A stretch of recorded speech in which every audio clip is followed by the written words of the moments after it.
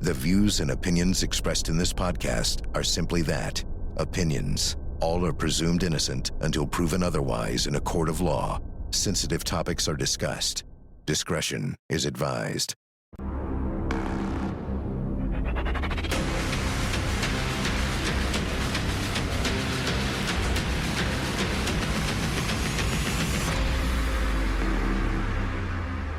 I'm Vinnie Politan. The subject of my investigation is the disappearance of baby Emmanuel, a 7-month-old whose mother claims he was abducted in public.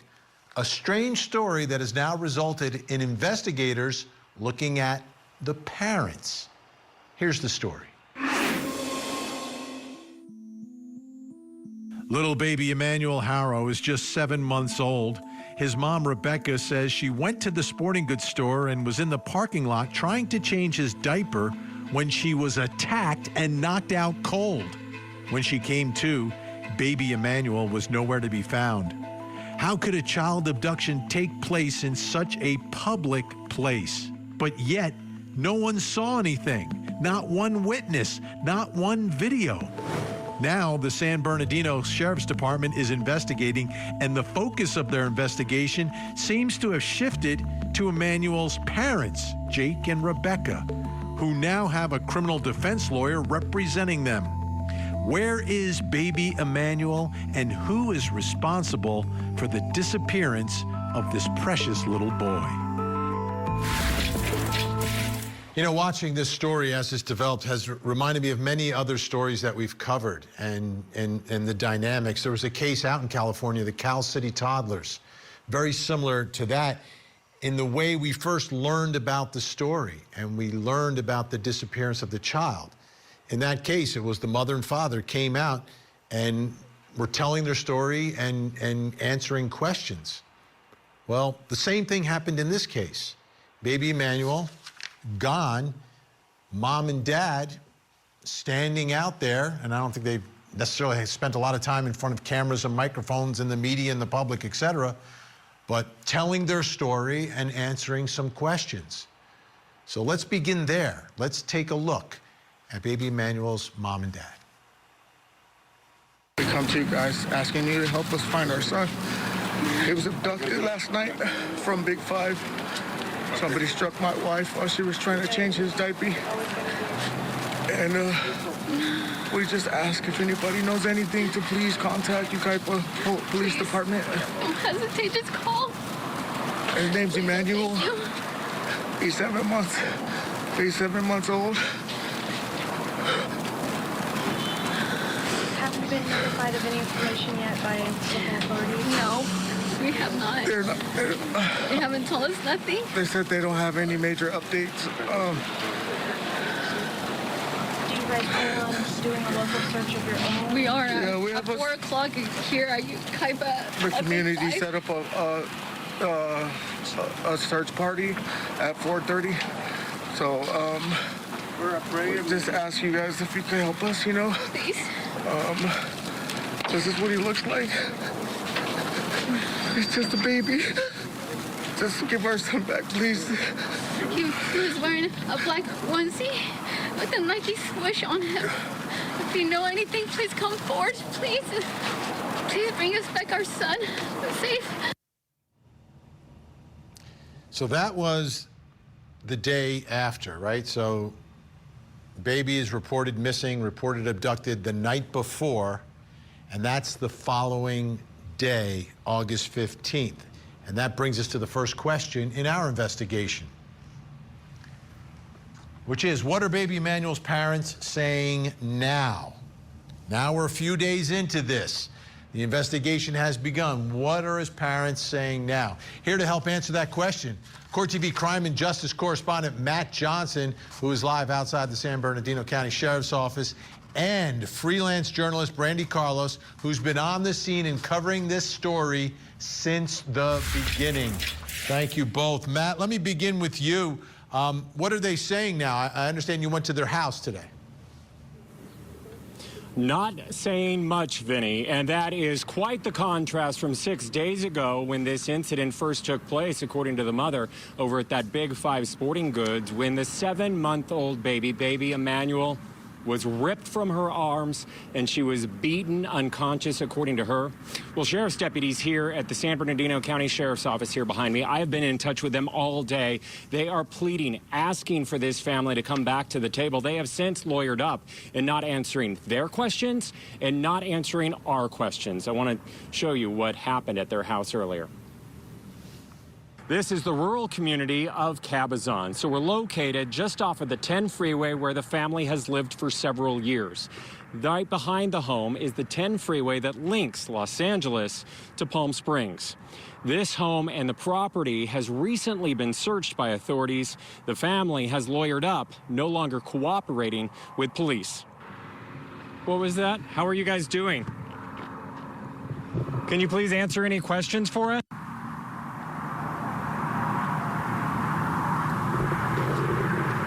Can you please answer any questions? Do you guys have any information about the baby?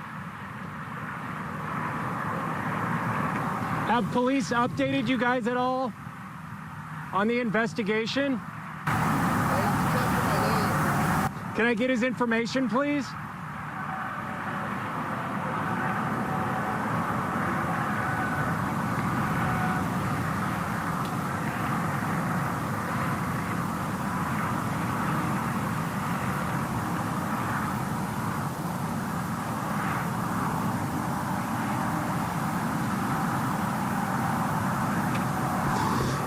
The parents and the grandmother of the missing baby right there no longer cooperating with authorities, according to our sources, and not answering our questions. Yeah, Vinny, I stayed there for quite some time. There were a lot of people lighting candles, bringing candles, teddy bears, things of that nature. There's a makeshift memorial for this missing 7-month-old baby. This has really rocked this community there in the Coachella Valley that is just outside of Los Angeles, about an hour, 2 hours away. It's on that stretch of road that is the 10 freeway, a main artery in Southern California linking Los Angeles to Palm Springs. Their house is right off the freeway, and it's a rural area, but so many people are touched by this in this community, and they want answers. And as for that family, they are just sheltering in place, according to their attorney, and not answering our questions or the investigators here. Brandy, let me ask you, what are you hearing from the parents? You've been there since the beginning, and I understand you were there during that very first, I don't know if it was a press conference or announcement that they were making. What have you heard from the mother and father? I actually have not heard much from mom or dad. I did speak to the lawyer on Monday night.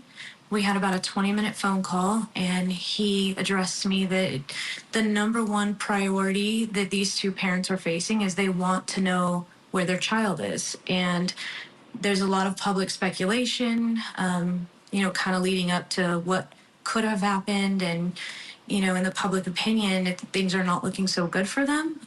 But the lawyer just was very adamant on, they're stuck inside their home. There's nothing they can do. He said that they have been complying and cooperating with authorities, handing phones over, having them come in the house. He said there was portions of the home where they had taken carpet, some stuff outside, a little bit of digging. They did have dogs search the property Friday afternoon.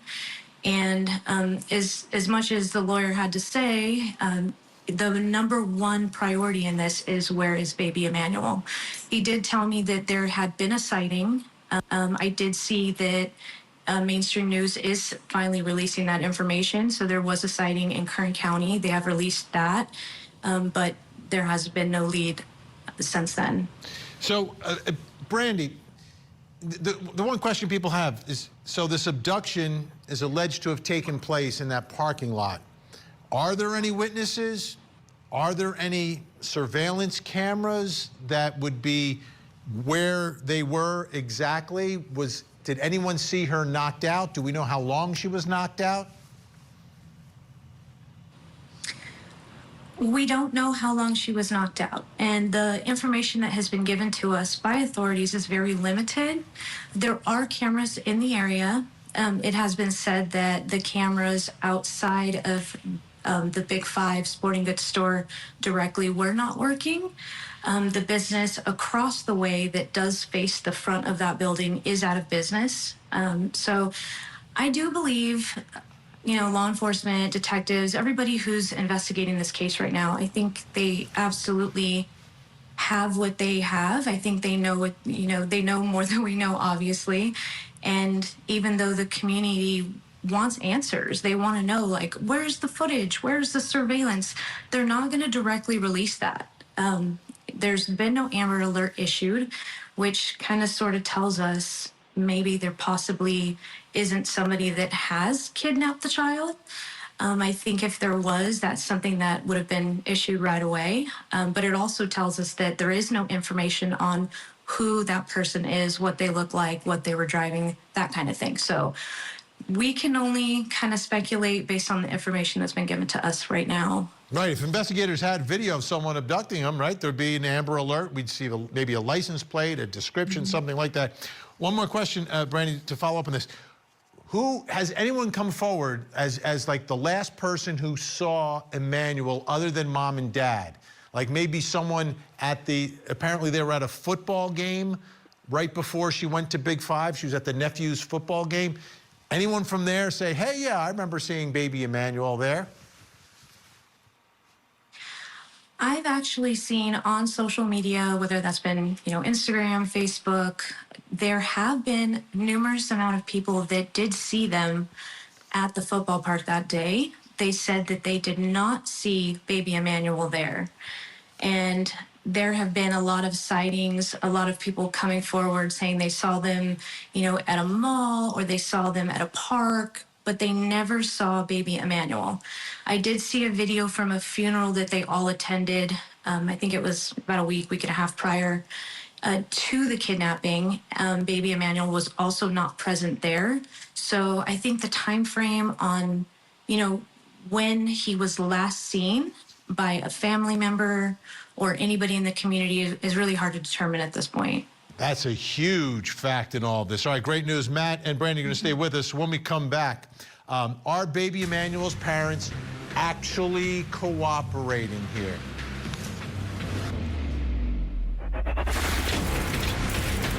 The Court TV podcast will return. Don't hesitate, just call. His name's Emmanuel.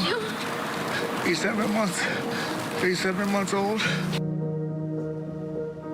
And they're the parents of Emmanuel looking for help. If you know anything, please, please, please come forward. Their lawyer went on Ashley Banfield's show on News Nation, and this is some of the things that he said here. I think it's interesting. And this is sort of responding to the fact that they're not cooperating. I don't know where that statement that they stopped cooperating came from. I spoke to the detectives yesterday, offered Jake to continue to speak with them, have not been made aware of any requests today to speak with Jake, said both parents voluntarily turned over their electronic devices and their passwords. They have no reliable transportation. They don't have phones or internet to contact people because their devices have been taken, so how can they participate? Everyone's made up their mind and saying that they're refusing to do anything. Well, they can't. And that brings us to the next question. In our investigation, are baby Emmanuel's parents actually cooperating? We're kind of getting mixed signals here. Still with us to help in our investigation, Court TV Crime and Justice correspondent Matt Johnson, live outside the San Bernardino County Sheriff's Office, and freelance journalist Brandy Carlos, who's been on the story from the beginning. Matt, so what I'm trying to get these two statements together. Do we know the genesis of why one side saying they're not cooperating and the other side saying they are cooperating? Maybe are they defining cooperation differently? Maybe, I don't know. Maybe they are. I mean, it was only recently that they lawyered up, correct? Not in the beginning when Rebecca, the mother, was pleading for help and going through the timeline, according to her. Well, the initial statement from investigators here at the San Bernardino County Sheriff's Office, let's put it on your screen. It's this, including investigators interviewed multiple individuals, including Emmanuel's parents, Jake and Rebecca Haro. During those interviews, Rebecca was confronted with inconsistencies in her initial statement and declined to continue with the interview. At this point in the investigation, investigators are unable to rule out foul play in the disappearance of Emmanuel. So right there, you have investigators putting forefront that all talk stopped. Yes, you have this attorney now saying that they turned over their cell phones and that the car, perhaps, with Jake was also confiscated. We also know that there has been police searching, sheriff's deputies searching their property on more than one occasion. So, I mean, I'm not sure why their attorney is saying that they are cooperating when you have this first statement from investigators here saying they stopped talking right away. And has the sheriff's office said anything today or more recently about the level of cooperation? Yeah, I've been in close contact with investigators here all day long, and they released another statement after my last inquiry. So they said this: we know that the community is deeply concerned about this case, and we will continue to provide information to the extent that it does not jeopardize our investigation. Our investigators have followed up on the reported sightings of the 7-month-old Emmanuel Haro, but he has not yet been located, while Emmanuel's father has retained an attorney. If the parents choose to work with detectives, we welcome their cooperation as we continue efforts to locate Emmanuel. So again, right here, you have investigators out of the sheriff's office, San Bernardino County, saying the parents stepped away from answering our questions. They're not cooperating right now, but we welcome them and whatever information that they can provide moving forward. Okay. Let's put this up on the screen. This is from KTLA.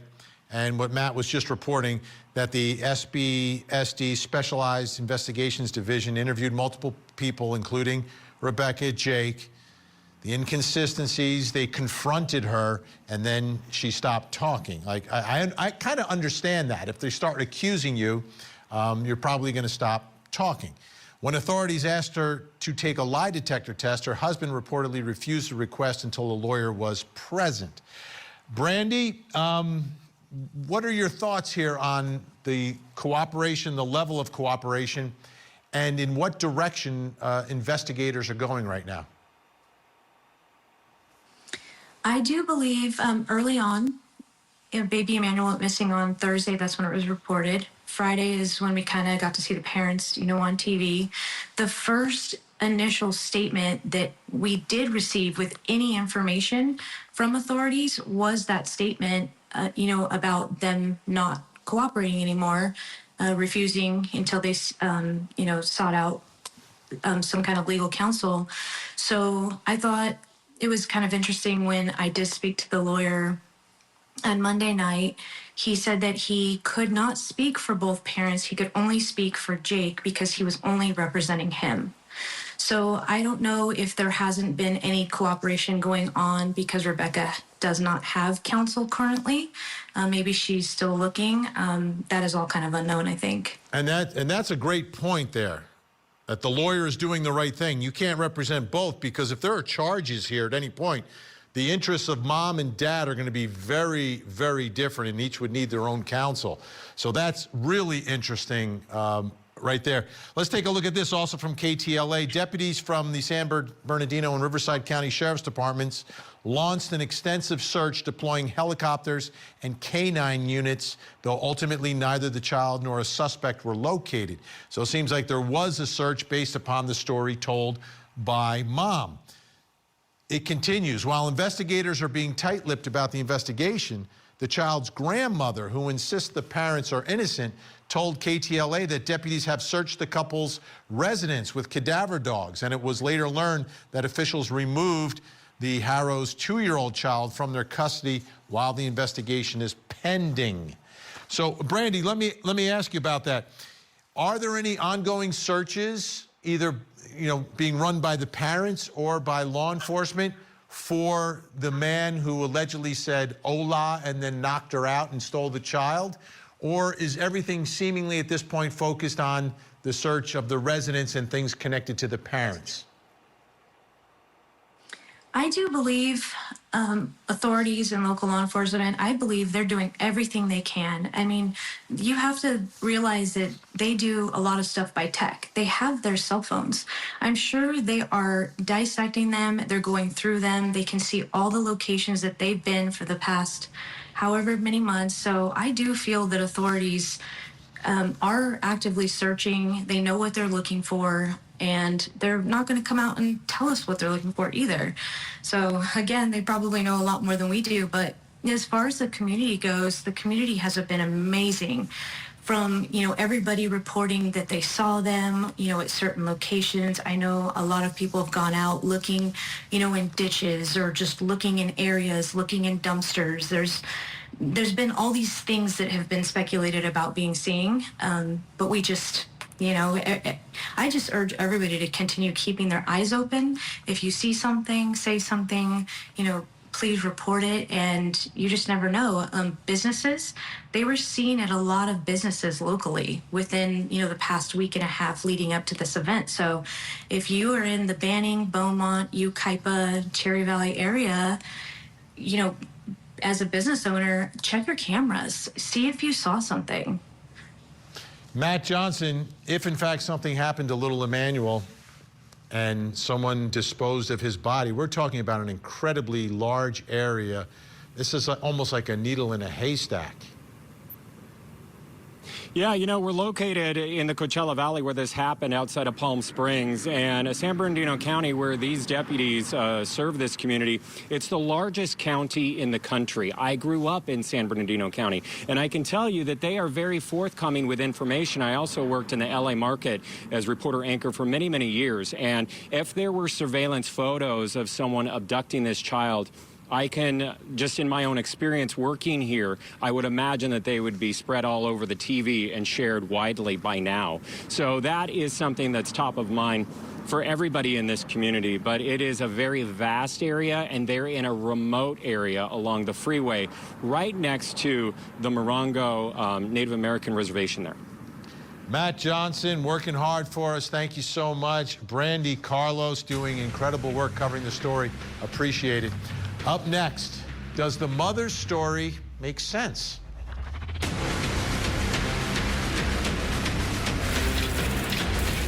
Now, back to the Court TV podcast.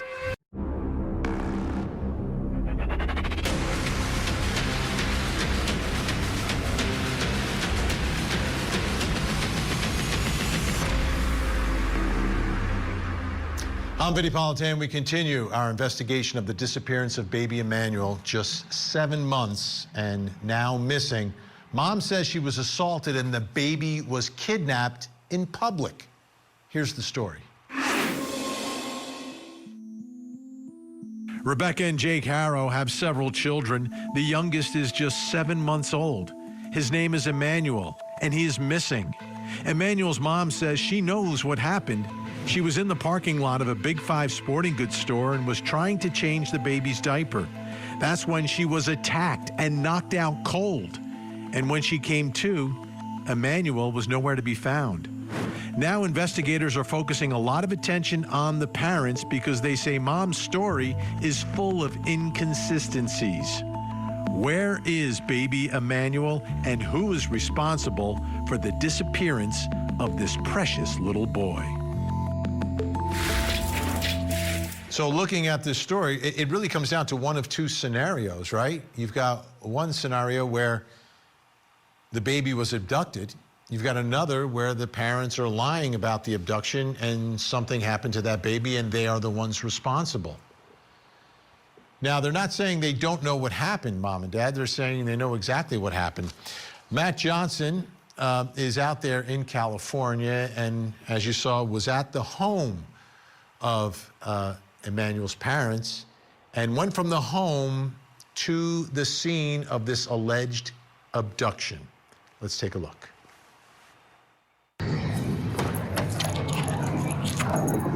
So now we're behind the wheel of our rental car. I want to show you just how close the alleged kidnapping spot is at the Big 5 to their house. We've been driving for about a half an hour on the 10 freeway. We've exited. Now we're in the city of Yucaipa. We're approaching the alleged crime scene, according to the baby's mother. The Big 5 sporting goods parking lot. Here it is up front here. We're going to pull in and we're going to continue our investigation. Okay, so the first thing that I notice when we get out of the car is that this is a really busy area. So this is Yucaipa Boulevard. This is the main thoroughfare in this small desert community where this all happened.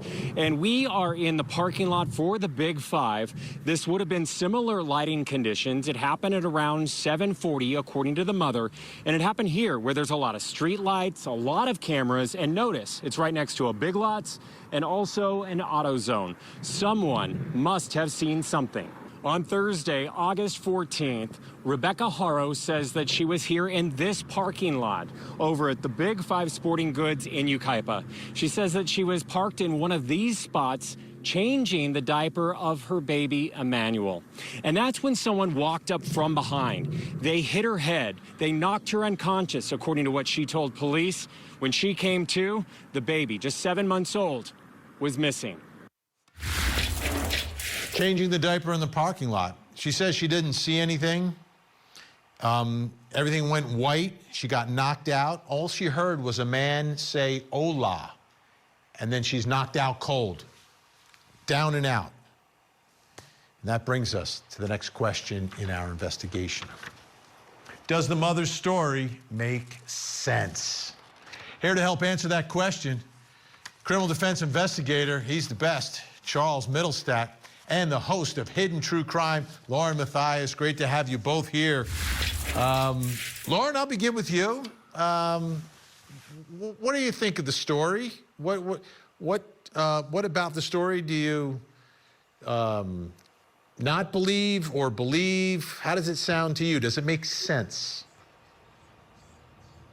It's a great question. It doesn't make a lot of sense to me. The things that don't make sense, Vinnie, honestly, so she's saying that it just went white, right? That she was attacked. She doesn't recognize a person. She didn't hear anyone. That her sister is dating. She was hit in the face. She was hit in the head. How? Where did she land? And she just came to. All she saw was white. She didn't see anyone. Nobody else saw anyone. Matt took us out there. We just saw how many businesses are around this parking lot, and she can't tell us a single thing about this person, only that they said hola. Nothing. That doesn't make sense to me. All right, Charles, does this make sense to you? And what would you do to try to figure out if she's telling the truth? Well, the first thing I'd want to do is gain a good understanding from her of exactly how she alleges that this transpired. So the changing of the diaper is something that I'd want to better understand. I have changed plenty of diapers in my life, and I know that you can't change a diaper while a child's in a car seat. You have to remove them from the car seat and ideally lay them on a flat surface, which likely would involve maybe going to the other side of the car where you would have a seat that didn't have a car seat in it, and you could lay the child down and you could actually appropriately change a diaper. So I'd want to understand, I'd want to have her sort of walk through what that looked like. She didn't say she was in the process of, at least my understanding is, she didn't say she was in the process of removing the child from the car seat to change the diaper. So I'd want to understand the mechanics of all that. And then as Lauren just talked about, the process of being struck in the head. Obviously, she's provided no ID, claims that she saw nothing, knows nothing of her assailant, of the child's abductor. And so, and the injury that she has below her eye would suggest that she was struck in the face, which would be inconsistent with being struck in the back of the head and not being able to provide any sort of ID whatsoever. So again, I want to understand all of that and really flesh that out, challenge her on certain aspects of that story so that ultimately we would decide what type of statement makes sense and what doesn't make any sense about it. Let's take another listen to a piece of the story that they told to the public. He was abducted last night from Big 5. Somebody struck my wife while she was trying to change his diaper. And we just ask if anybody knows anything to please contact Ukaipa Police Department. Don't hesitate, just call. Lauren, what are your thoughts of the demeanor? I don't know what their baseline is. You know, we've never met them before. I'm sure they have not spent a lot of time, you know, public speaking and all of that. So I get that. So what did you take away from their mannerisms, the way they delivered this to the public? Thanks for asking that. I'll share exactly what I think. A diaper, really? A diaper? This is a man trying to sound, in my opinion, very sort of sweet and childlike and gushy, when we also know that he has child abuse convictions as well from another one of his children. So it's really hard for me to sort of accept this tone. We see these tears. And look, I want to say this. Nobody knows how they would act in this situation. Very few people know, because we haven't been faced with this. And people grieve differently. But while they are sort of crying and not able to catch their breath and weeping, whatever is going on, Child Protective Services is also taking their 2-year-old out and making sure their 2-year-old is safe. And it's just, the whole thing is very hard to swallow for me, watching them on these multiple interviews. And I don't think I'm the only one. Yeah, that's been the overwhelming reaction. Charles, how important is the last proof of life of Emmanuel? I know many parents and grandparents, like, there's a picture every day of our children. We have phones. We have a bottomless supply of film these days. Not like the old days, Charles, when you and I were growing up, right? Parents these days, lots of pictures. I mean, that's one way, right? Like, if you took a picture of the baby, it would be time-stamped. Sure. Or if someone other than mom and dad can say, hey, yeah, I saw Emmanuel here or there. To me, that is such an important fact. How important do you think it is for the investigation in trying to figure out if this story's true or not? I think it's everything, and I think that's probably where these, quote, inconsistencies are coming from. I think law enforcement has probably tried its best to this point to ascertain the sort of patterns that this family engages in, whatever those patterns may be, whether there's daycare involved or dropping the child off at a grandparent's house, or maybe a neighbor assisting in some babysitting, whatever that looks like, whatever those patterns are. But absolutely identifying the last person who saw that child alive becomes, I think, the most critical part. And then you work forward from there in terms of trying to determine movement, activities, location. This older son, the son that was playing football, the one that was allegedly the cause of going to the Big 5 sporting goods store, I think that is probably your star witness in this case at this point. The 2-year-old is probably not going to have a lot of value to the case, but that son, whatever age he may be, I think is really important. And I'm certain that law enforcement has spent some time with him trying to understand what his observations were. And obviously he's very susceptible to a lot of pressure from law enforcement to get to the truth of the matter in terms of what was happening. And Lauren, a lot of people have been talking about this as well. The actual poster they were holding up, I don't know if you noticed, like the headline says "Missing Kid."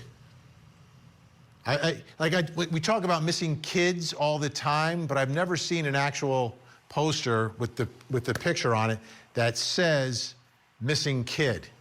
I don't know. Is it just me, or do you think that's a little strange? No, it's weird. It's way weird. I mean, a missing child would have been better than missing kid, and then you throw in the fact that this is an infant, 7 months old. I think most of us actually refer to that as a baby, or an infant, or a 7-month-old. You know, that's when you say, how old is your baby? 7 months old. You know, once they hit a kid, maybe say a year. This is a baby that you identify with how many months old it is. It's not a kid. You know, It's an infant. It's the most vulnerable human being, on this planet. And no, I thought it was very dismissive. And then this sort of contradiction of like missing kid. Oh, but we were changing its diaper. I'm struggling. Laura Mathias, Hidden True Crime, thank you so much. Charles Middlestat, great to catch up with you. Great to see you. Thanks so much. Still to come, where should police be looking?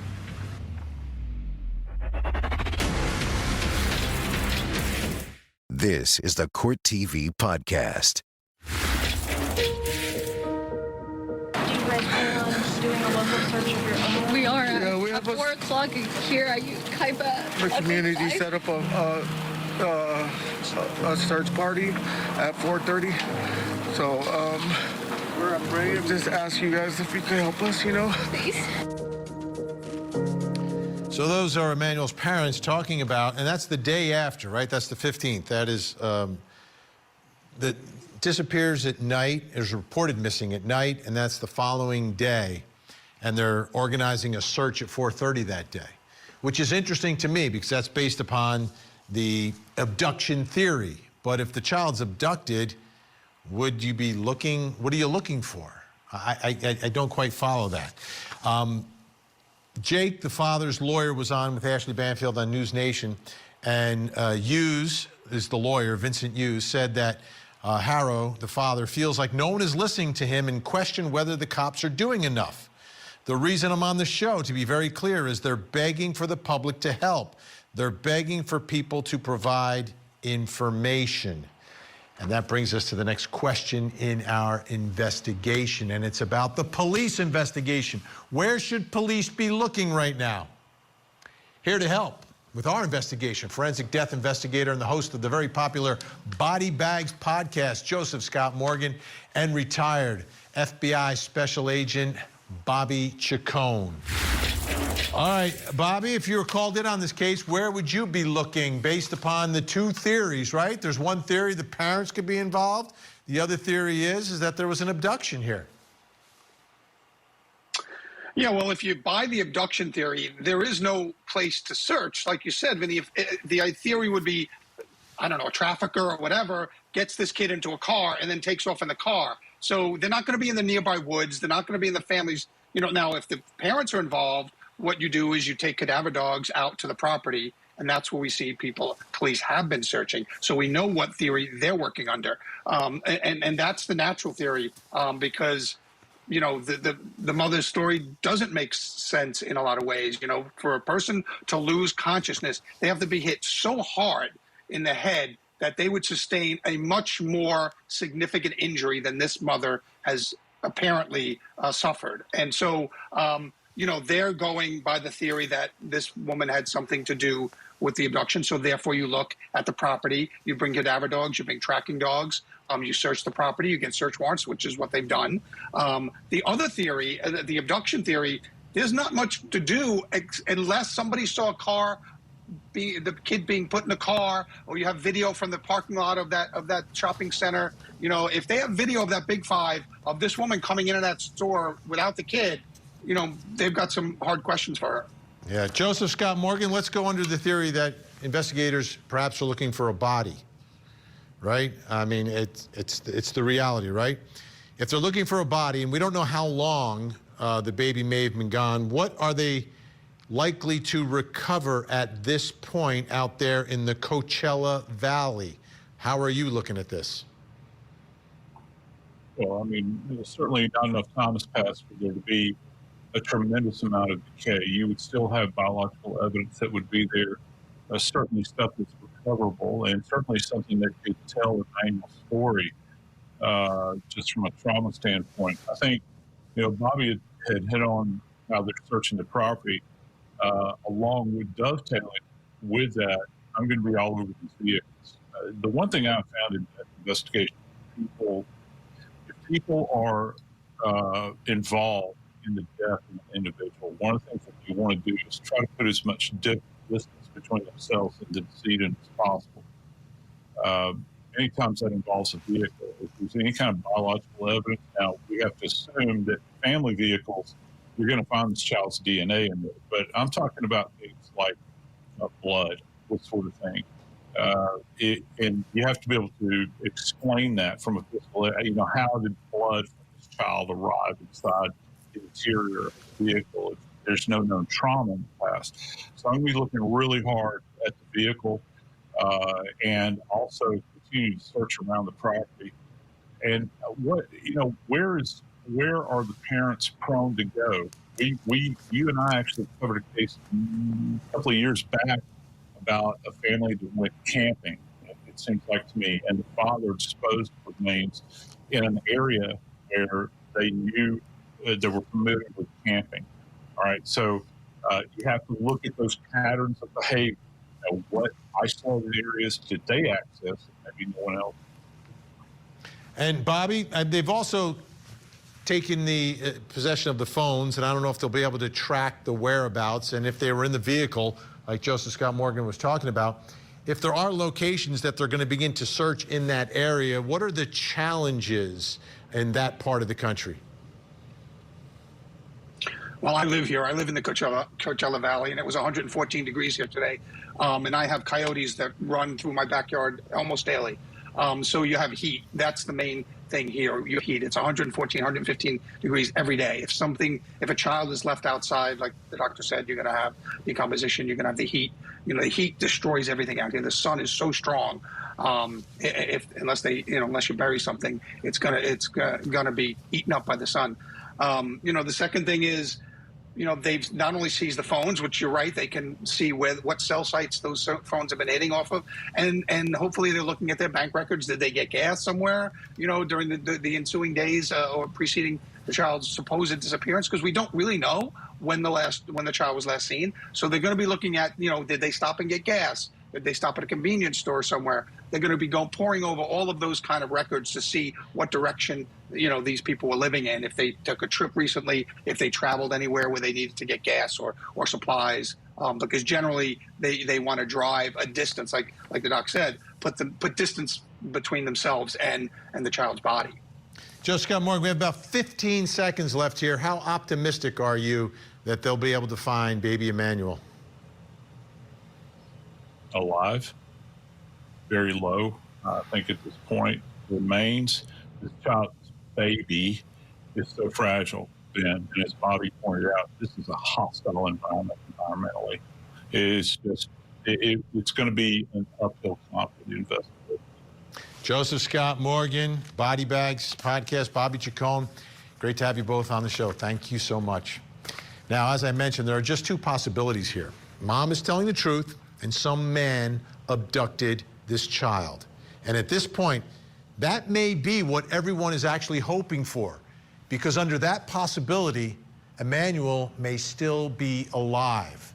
The second possibility is that the parents are lying and Emmanuel is dead.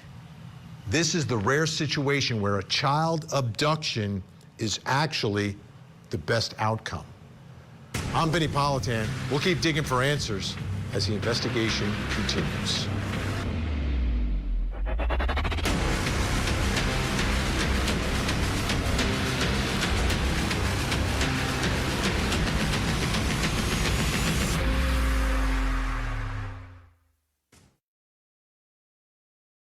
There you have it. If you want to see more in-depth reporting on the latest true crime stories, you can see me every weeknight, 8 p.m. Eastern on Closing Arguments. Thank you so much for downloading. And as always, please don't forget to hug the kids. This podcast is a production of Court TV. Go to CourtTV.com for more content, trials on demand, and to find out how to watch Court TV in your area.